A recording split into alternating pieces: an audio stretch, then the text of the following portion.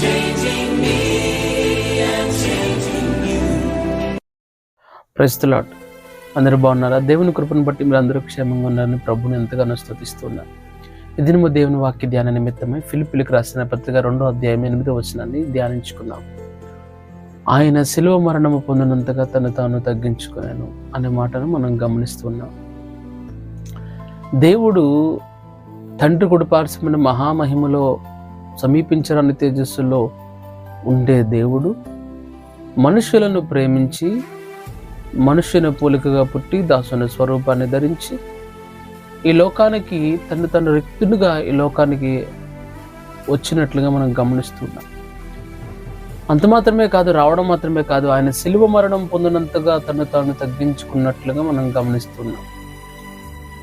ఆయన శిలువ మరణం పొందడానికే తగ్గించుకుంటే ఆయన జీవితంలో అనేక పర్యాయాలు తగ్గింపు కలిగి శిష్యులకు మాదిరిని కనపరిచినట్లుగా మనం గమనిస్తున్నాం. ప్రియులారా, యోహాను సువార్త 13వ అధ్యాయంలో ఆయన ఇంకా కొన్ని దినాలకు ఆయన పస్కాకు పండుగ దినాన్న ఆయన అప్పగింపబడతాడని ఆయన ఎరిగి శిష్యుల పాదాలు కడగడానికి మొదలుపెట్టి ఒక తువాళ్ళు తీసుకొని తన నడుము కట్టుకొని తన పై వస్త్రాన్ని తీసుకొని పక్కన పెట్టి తువాలు తీసుకొని నడుము కట్టుకొని ఒక పళ్ళెంలో నీళ్లు పోసి శిష్యుల పాదాలు కడగడం మొదలుపెట్టారు ప్రభువారు.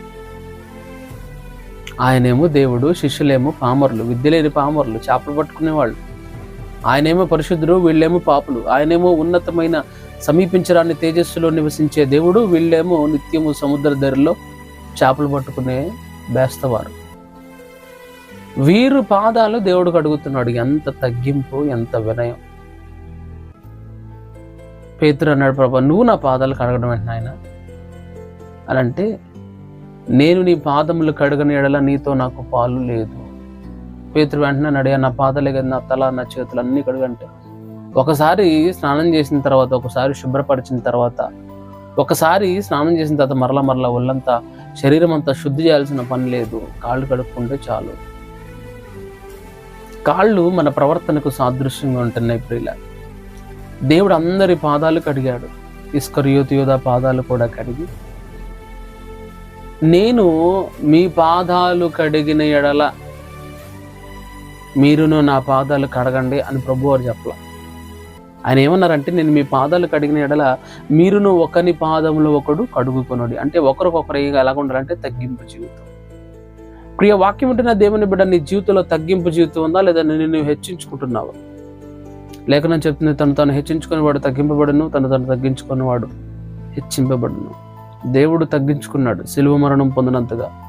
తండ్రి యేసుక్రీస్తు ప్రభు వారిని హెచ్చించి ఉన్నాడు. ఎంతగా అంటే అన్ని నామముల కంటే పైనామము. తగ్గింపు జీవితానికి దేవుడు ఆశీర్వాదం ఇచ్చాడు. నీ జీవితంలో తగ్గింపు ఉంటే దేవుడు ఖచ్చితంగా నేను హెచ్చిస్తాడు. నేను మీకు చేసి ఉన్న ఎడల మీరు ఒకరికొకరు చేసుకోండి, ఒకరికొకరు తగ్గింపు కలిగి జీవించండి. ఒక్కొక్కరు వందనాలు చెప్పుకోవాలి. కాళ్ళు కడకకపోయినా ఇద్దరు క్రైస్తవులు కనబడినప్పుడు వందనాలు చెప్పుకోవాలి. మనసులో ఒక భావంతో వందనాలు చెప్పడం కాదు, మనసులో స్వచ్ఛత కలిగి కపటం లేకుండా వందనాలు చెప్పి ఇతరులను పలకరించుకునే మంచి స్వభావం ఉండాలి. ప్రియులారు, వాక్యం ఉంటేనని నా జీవితంలో తగ్గింపు కలిగి ఉండాలి. యేసుక్రీస్తు ప్రభు వారు శిష్యుల్ని అన్నారు, ఎందుకు నేను ఈ పని చేశాను తెలుసా? మీ అందరికీ మాదిరి. నేనే కుర్చీలో కూర్చొని, శిష్యులారా మీ పాదాలు చాపండి. 6 ఉన్నారు కాబట్టి, 12 మంది ఉన్నారు కాబట్టి 6 ఎడమవైపు 6 కుడివైపు కూర్చొని అందరూ కూడా పాదాలు చాపి ఒకరి పాదాలు కడుక్కోండి, ఈ విధంగా మీరు చేయండి అని చెప్పుంటే యేసుక్రీస్తు ప్రభువారి గురించి మనం ఎంత గొప్పగా మనం చెప్పుకోవాల్సిన పని లేదు. ఎందుకంటే ఆయన చెప్పడం కంటే చేసి చూపించారు.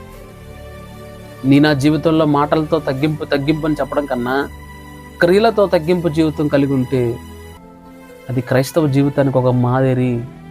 నీవు అనేకులకు మాదిరిగా ఉంటావు. వాక్యం ఉంటున్నా నీతోనే దేవుడు మాట్లాడుతున్నాడు. నీ జీవితంలో తగ్గింపు ఉందా? ఇతరుల తగ్గింపు కలిగి మాదిరిని కనపరుస్తున్నావు, లేదా హెచ్చించుకుంటూ నువ్వు గొప్పగా చేసుకుంటున్నావేమో ఆలోచించేద్దాం. ప్రార్థన. పరిశుద్ధాత్మ దేవునికి వందనాలు. మా ప్రియుల జీవితాల్లో తగ్గింపును దయచేయండి. మిమ్మల్ని మీరు శిలువ మరణం పొందినంతగా తగ్గించుకున్నట్టుగా మా ప్రియుల జీవితాల్లో కూడా తగ్గింపు కలిగి వారి జీవితాల్లో కూడా నిన్ను ప్రభు క్రియల ద్వారా చూపించగలిగిన గొప్ప కృపను దయచేయమని యేసుక్రీస్తు నామమున వేడుకుంటున్నాను తండ్రి. God bless you.